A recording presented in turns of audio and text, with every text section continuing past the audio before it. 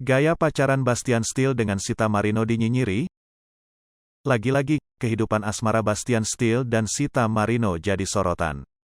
Gaya pacaran mereka terus jadi perhatian lantaran dinilai terlalu vulgar. Hal itu lantaran keduanya kerap mengumbar kemesraan mereka di sosial media.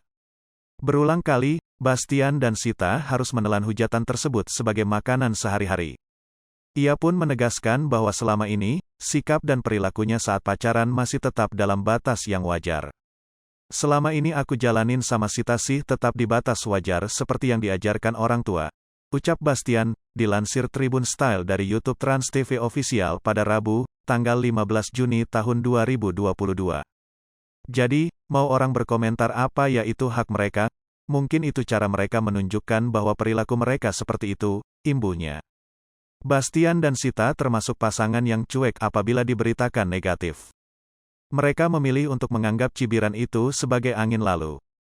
Namun diakui Bastian, sang kekasih lebih sering terpancing emosi apabila dirinya yang dihujat.